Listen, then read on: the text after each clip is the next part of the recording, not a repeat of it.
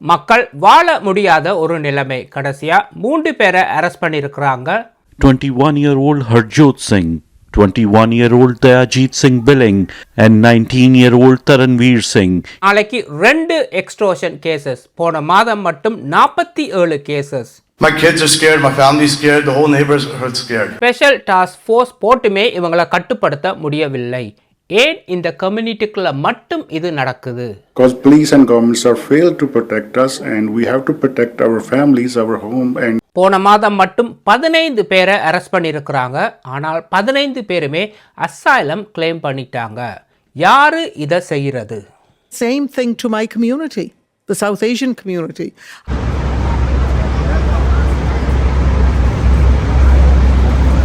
வணக்கம், எல்லாம் எப்படி இருக்கீங்க? பிரிட்டிஷ் கொலம்பியாவில் சூரேல சவுத் ஏஷியன் மக்கள் வாழ முடியாத ஒரு நிலைமை ஏற்பட்டுள்ளது. ஒரே கம்யூனிட்டியில் இருக்கிற மக்களை மிரட்டி பணம் பறிக்கிறாங்க. வீட்டு வாசலை சுட்டுட்டு நெருப்பை பற்ற வச்சுட்டு போகிறாங்க. முக்கியமாக பிஸ்னஸ் செய்கிறவங்க அங்கே வாழ பயப்படுறாங்க.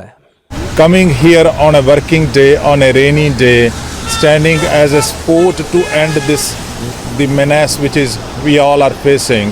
So this shows people are frustrated. And to introduce stricter laws and harsher sentencing for serious crimes. SPS says since the start of the year, இது ஒரே கம்யூனிட்டிக்குள்ள நடக்கிறதால கவர்மெண்ட் பெரிய அளவில் கேர் பண்றாங்க இல்லைன்னு அங்கே இருக்கிற மக்கள் சந்தேகப்படுறாங்க. இப்போ கேள்வி என்னன்னு சொன்னால், ஏன் இந்த கம்யூனிட்டிக்குள்ள மட்டும் இது நடக்கின்றது? Is this being down-treated because it is happening within one community? And I say the same thing to my community, the South Asian community.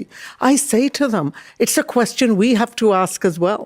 Why is it happening only in this community and it's being done by our community members?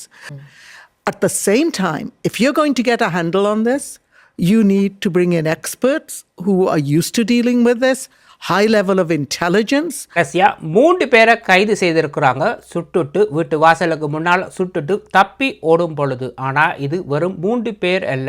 இங்கே யாருக்கு பணம் தேவைப்படுதோ எல்லாருமே இதை செய்ய ஆரம்பிச்சிட்டாங்க.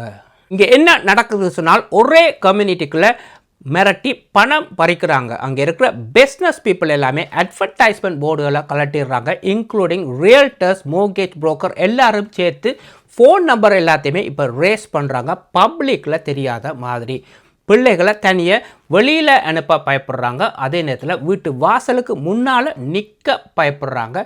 யார் வராங்க யார் போகிறாங்கன்னு யாருக்குமே தெரியவில்லை. வாரவங்க எல்லாருமே லக்ஸரி காரில் தான் ஓடி திரிகிறாங்க. இதில் நல்லவங்க யார் கெட்டவங்க யாருன்னு யாருக்குமே தெரியவில்லை.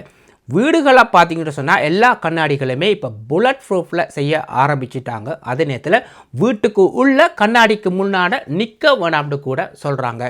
இது ஒரு கேங்கா இல்லாட்டி பிரித்து தனித்தனியாக செய்கிறாங்களா? இது யாருக்குமே இதுவரை தெரியவில்லை. இன்றைக்கு Surrey mayor British Columbia premier இந்த கேஸை கட்டுப்படுத்த முடியாமல் ஒட்டவால பிரைம் மினிஸ்டரோட உதவியை நாடி போகிறாங்க. எங்களுக்கு இன்னும் funds தேவைப்படுதுண்டு.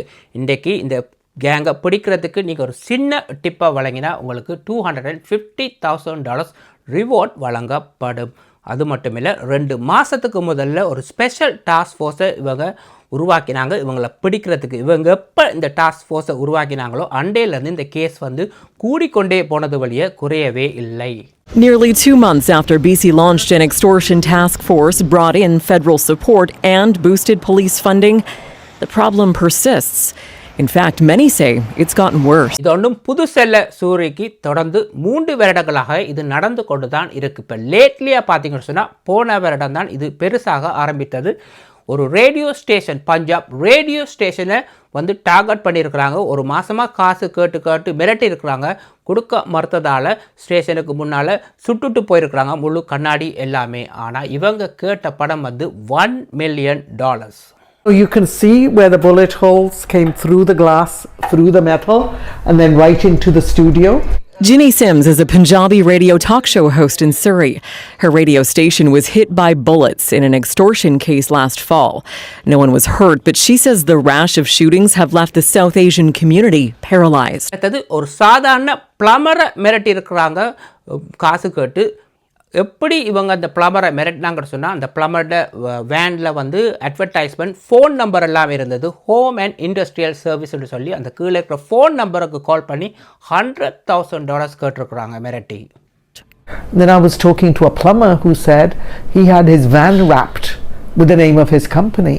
He goes, I just realized I'm advertising my phone number to all these people who could then give me a phone call and threaten me. Last week ரண்டமாக ஒரு பெரிய வீட்டை வந்து 4-5 பேர் வந்து ஷூட் பண்ணியிருக்கிறாங்க.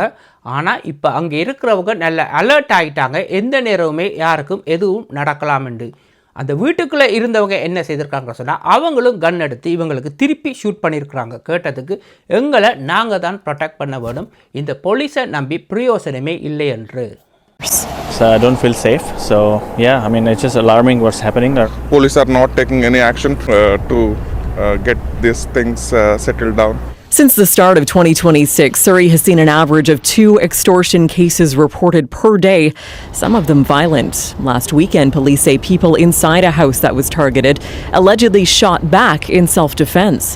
It's impossible for people to feel safe in their homes in Surrey right now. It's impossible. பார்த்தா சூரியில் எல்லா பிஸ்னஸ்மேனும் தற்பாதுகாப்புக்காக வீட்டில் துப்பாக்கி வாங்கி வச்சிருக்கிறாங்க. இப்போ மேயர் பிரெண்டா லோக்க என்ன சொல்கிறாங்கன்னு சொன்னால் இது எல்லாமே செய்கிறது ஃபாரின் இன்டர்நேஷ்னல், அதாவது இன்டர்நேஷ்னல் ஸ்டூடெண்ட்ஸ்ட்டு தான் சொல்கிறாங்க. You know, Surrey has a great deal number of international students, but we need to see our immigration policies address the kind of crime that we're seeing in Surrey. Almost everyone that I know of that has been doing the violence and the extortion calls are all coming from students. அடுத்த கேஸை பாருங்க. இவர் ஒரு contractor. இவரை 2 மாதமாக ஒருத்தன் torture பண்ணி கொண்டே இருக்கிறான். ஃபோன்லேயும் டெக்ஸ்ட் மெசேஜ்லேயும் அவங்க கேட்குறது வந்து $2 மில்லியன் டொனேஷன் இவர்கிட்ட இருந்து. ஆரம்பத்தில் இவர் அது ஒரு ஜோக்காக தான் எடுத்துக்கொண்டு வந்தார். பிறகு இவர் அந்த பணத்தை தரமாட்டேன்னு சொல்லிட்டார். ஆனால் அவங்க என்ன செய்தாங்க, சரியா 2 மாதத்துக்கு பிறகு சொன்ன மாதிரி வீட்டு வாசலில் காரையும் ஷூட் பண்ணி வீட்டு வாசல் கண்ணாடியெல்லாம் ஷூட் பண்ணிவிட்டு போயிட்டாங்க. போயிட்டு அடுத்த நாள் ஒரு டெக்ஸ்ட் மெசேஜ் ஒன்று அனுப்புகிறாங்க. அடுத்த முறை வாசலில் வீட்டுக்குள்ளே வந்து தலையில் வெடி வைப்பேன்னு. ஆனால் இவருக்கு ஏன் தன்னை டார்கெட் பண்ணுறாங்கன்னு இதுவரை தெரியவில்லை. இருந்தும் இவர் என்ன சொல்கிறான்னு சொன்னால் ஆரம்பத்துலேருந்து ஒரே நபர் தான் ஃபோன் பண்ணி மிரட்டி கொண்டு இருக்கிறார் என்று. And refused to pay. One bullet piercing a trailer, then penetrating the house. He said, you have to donate us $2 million. That's your duty to give us $2 million. I said, $2 million? I thought somebody joking. Dharmjit says the calls and voice messages telling him to give millions of dollars started about 2 months before the shooting. Message is same thing. If I don't pay them, so they can shoot me. இவர் என்ன செய்திருக்கிறார்னு சொன்னால் பயத்தில் பிள்ளை குட்டிகளோட இவர்கிட்ட brother வீட்டில் போய் தங்கியிருந்திருக்கிறார். அவங்க என்ன செய்தாங்கன்னு சொன்னால் இவருக்கு ஒரு டெக்ஸ்ட் மெசேஜாக அனுப்புகிறாங்க, நீ போய் பிரதர் வீட்டிலேயே இரவாக பிரதர் வீட்டை போய் ஷூட் பண்ணியிருக்கிறாங்க. இப்போ வந்து இவருக்கும் பிரச்சனை, இவருடைய பிரதருக்கும் இப்போ பிரச்சனை ஆரம்பித்து விட்டது. இவருடைய பிரதர் இன்றைக்கு என்ன சொல்கிறாரு சொன்னால், தான் இப்போ ஒரு துப்பாக்கி ஒன்று வாங்கியிருக்கிறேன், அதே நேரத்தில் என்னுடைய மகன் மேலருக்கும் துப்பாக்கியை வாங்கி கொடுத்துருக்கிறேன், self ப்ரொடெக்ஷனுக்கு ஆகண்டு. They sent him a message saying they knew he moved to his brother's house, then attacked again. I keep my guns beside my bed. My kids also have. So I think we have to protect our family. ஆரம்பத்தில் இவரை மிரட்டும் பொழுது இவர் போலீஸுக்கு போகவே இல்லை. எப்போ முதலாவது கன் ஷாட் 2 மாதத்துக்கு பிறகு இவர்கிட்ட வீட்டை நோக்கி வந்ததோ அதுக்கு பிறகுதான் போலீஸ் இதில் வந்து இன்வால்வ் ஆனது. அப்போ தான் இவர் சொல்கின்றார், 2 மாதத்துக்கு முதல்ல இருந்தே இவங்க வந்து $2 மில்லியன் என்கிட்ட கேட்டுக்கொண்டே இருக்கிறாங்க என்று. இவர் இன்றைக்கு சொல்கிற குற்றச்சாட்டு என்னென்னு சொன்னால், போலீஸ்கிட்ட இன்றைக்கு முறையிட்டுமே போலீஸ் இவங்களை யாரையுமே பிடிக்கவும் இல்லை, போலீஸுக்கு இங்கே என்ன நடக்குதுன்னு கூட தெரியலை, தங்களுக்கு எந்த ஒரு ஹெல்ப்பும் இல்லை என்று. I didn't see any result. Nobody gets charged. They have no clue what's going on. On the same day as the second shooting, the Canada Border Services Agency said 15 suspects accused of extortion in BC have declared refugee status. ஆனால் அதே நாள் police வந்து 15 foreign இன்டர்நேஷ்னலை வந்து arrest பண்ணியிருக்கிறாங்க இந்த சம்பந்தமாக. ஆனால் இவர் என்ன நினைச்சார், அந்த 15 பேரில் இவங்களும் சேர்ந்து பிடிப்பட்டு இருப்பாங்க என்று. ஆனால் அதே நாள் இன்னும் ஒரு டெக்ஸ்ட் மெசேஜ் வந்து இவருக்கு திருப்பியும் மிரட்டி வருகின்றது. ஸோ அந்த கள்ளன் இன்னும் வெளியில் தான் இருக்கின்றான். இப்போ மினிஸ்டர் இன்றைக்கு என்ன சொல்கிறாங்கன்னு சொன்னால், இந்த 15 பேரை பிடிச்சி அரெஸ்ட் பண்ணிட்டாங்க. ஆனால் இந்த 15 பேருமே இன்றைக்கி அசைலம் கிளைம் பண்ணிட்டாங்க. அசைலம் கிளைம் பண்ணால் இந்த அசைலம் கிளைமும் முடிச்சா அப்புறம் தான் இவங்களை டிப்போர்ட் பண்ணலாம். ஸோ கனடாவில் இருக்கிற நாட்களை வந்து இவங்க இன்னுமே நீடிச்சு கொண்டே இருக்கிறாங்க. இவர் இப்போ கடைசியாக என்ன சொல்கிறார் என்றால், கனடா ஒரு பாதுகாப்பான நாடல்ல, நான் சொந்த நாட்டுக்கே திரும்பி போகிறேன் என்று. Our project we doing, we have to wrap up those projects and leave the country. That's all we can do. We grow all. Dharmjit says he's leaving Canada soon. இன்றைக்கி சூரியில் சவுத் ஏஷியன் கம்யூனிட்டி வந்து தங்களுடைய கம்யூனிட்டிக்கு ஒரு பாதுகாப்பு தேவைன்னு சொல்லி இன்றைக்கி 3 கவர்மெண்ட்டையுமே போய் முறையிடுறாங்க.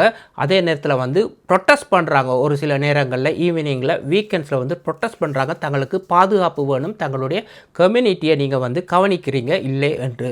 I just want all levels of governments, they all know what's going on, they all aware, all the media is also covering every single thing, but we didn't see the solid solution, so that's why we all came out.